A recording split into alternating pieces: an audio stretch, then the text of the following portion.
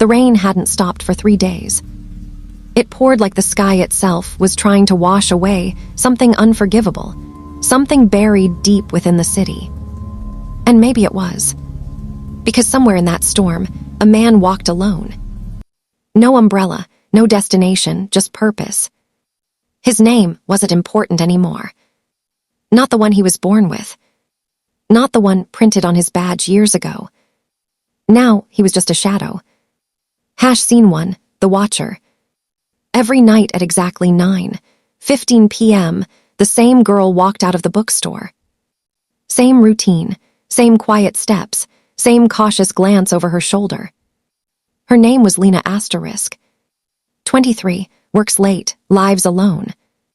And completely unaware that she was being watched. From across the street, hidden beneath the flickering light of a broken street lamp, stood the man. Still, silent, observing. Not like a predator, but like a guard. Every step she took, his eyes followed, not with hunger but with calculation. Timing, distance, threat assessment.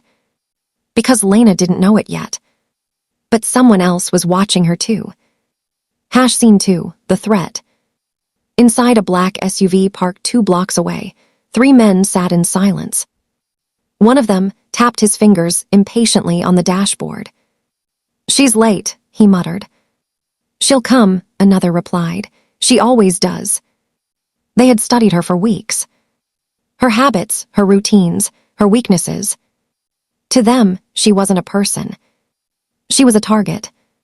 But what they didn't know was that someone had been studying Asterisk them too. Scene 3, the past. The man under the streetlight shifted slightly, his jaw tightening as memories flickered through his mind. Flashes. A badge. A courtroom. A gunshot. And a voice. You were supposed to protect them. He closed his eyes.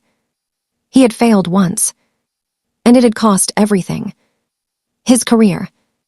His reputation. His family. But not again. Never again. Scene 4, the walk home. Lena stepped out of the bookstore, pulling her coat tighter against the cold. The street was quieter than usual. Too quiet. Her footsteps echoed. Tap. Tap. Tap. She hesitated. That feeling again. Like someone was watching her. She turned. Nothing. Just shadows. And rain. But her instincts screamed louder with every step. Scene 5, the first move. Inside the SUV, the driver straightened. That's her. The engine roared to life. Headlights off. Slow. Careful. Predatory. Across the street, the man noticed immediately. His body stiffened. Timing had changed. This wasn't supposed to happen yet. His eyes locked onto the vehicle. Then back to Lena. Distance, 40 meters. Too far. Too exposed. Too dangerous. He exhaled slowly. Then stepped out of the shadows. Scene 6, the collision. Lena's heart pounded as the sound of tires rolling slowly behind her grew louder. She turned again. And froze. A vehicle. Creeping. Following. Her breath caught in her throat. That's when she saw him. A man walking straight toward her. Calm. Focused. Dangerous. Panic surged. Was he part of it? Was she trapped? Her instincts screamed to run. But before she could move, the man grabbed her arm. Don't scream, he said quietly. Her eyes widened in terror. Walk with me, he added, his voice firm but controlled. The SUV accelerated. Fast. Too fast. And in that moment, she realized something chilling. The danger wasn't him. Scene 7, the escape. Act normal, he whispered. What's happening? Lena stammered. No time, just trust me. Trust him. A stranger, who just grabbed her in the middle of the night. But then the SUV swerved violently toward them, and instinct took over. She ran. He ran with her, pulling her into a narrow alley just seconds before the vehicle screeched past. The sound of tires echoed like a gunshot. They pressed against the wall, breathing heavily. Lena's hands trembled. "Who are you?" she whispered. The man looked at her. For the first time, his eyes softened. "Someone who failed once," he said, "and won't fail again." Scene 8, the truth begins. "They're not random," he continued. "They've been watching you." Lena shook her head. "No, that's not possible." "It is," he replied. "You just didn't see it." Her mind raced. "Why me?" He hesitated. That question was the one he feared most. "Because of your father." Her breath stopped. "My father. He wasn't just a journalist, Lena. He exposed people, dangerous people. And they don't forget." Scene 9, the revelation. Tears welled in her eyes. "My father died years ago." "Officially," the man said. But the truth is, he was silenced.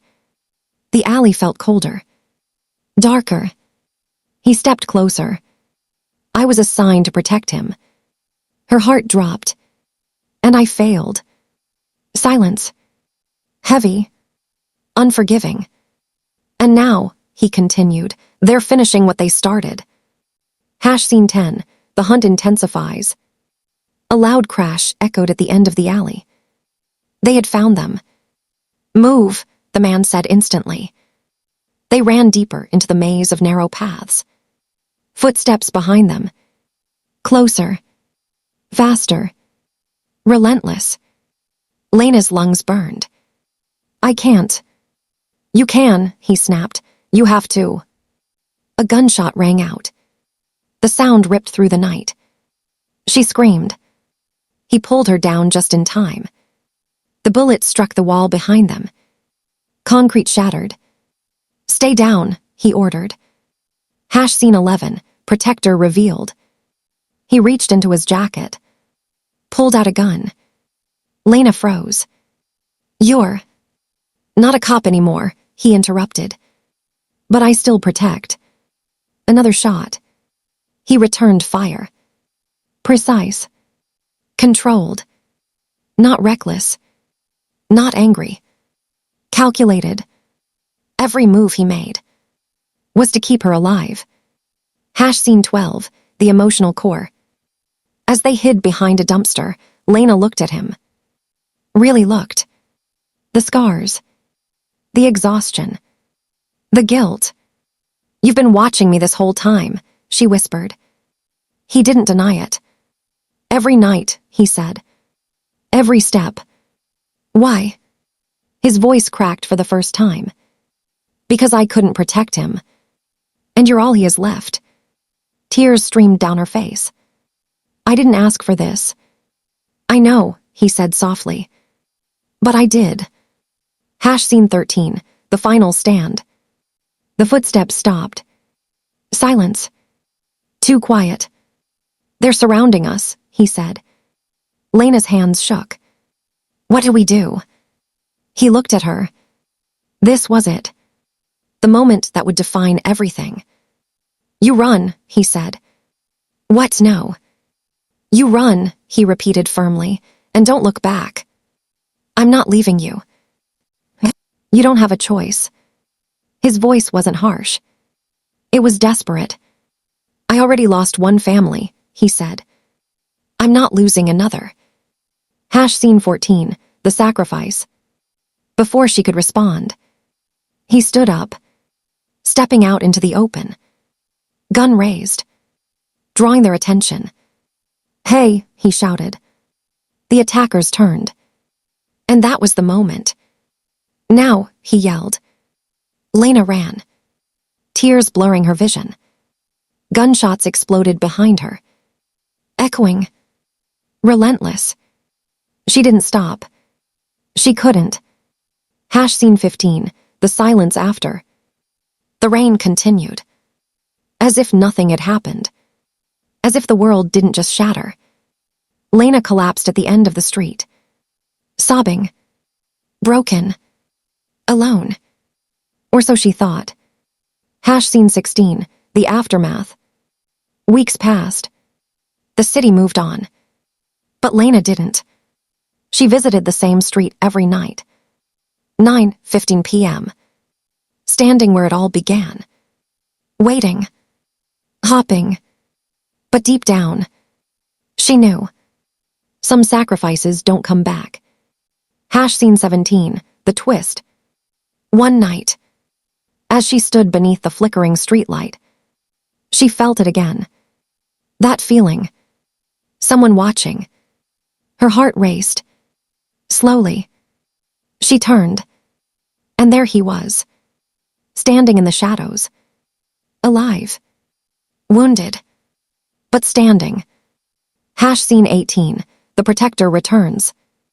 You're late, she whispered through tears. A faint smile crossed his face. Traffic, he replied. She ran to him. This time, not in fear, but in relief. Final scene, the meaning. The rain finally stopped. For the first time in days. As they stood together under the quiet sky, the city felt different. Safer. Because sometimes, the people who protect us don't wear uniforms, don't get recognition, don't even get remembered. But they're there, in the shadows, watching, waiting, ready to sacrifice everything for someone who may never even know their name. Microphone outro for YouTube narration. Some heroes don't stand in the spotlight. They stand in the rain unseen, unthanked, but unwavering. If this story moved you, don't forget to like, subscribe, and share. Because you never know. Someone out there might be your undercover protector. If you want, I can also break this into asterisk scene-by-scene voiceover timing. Add asterisk background music suggestions. Or convert it into a asterisk short film script with camera directions.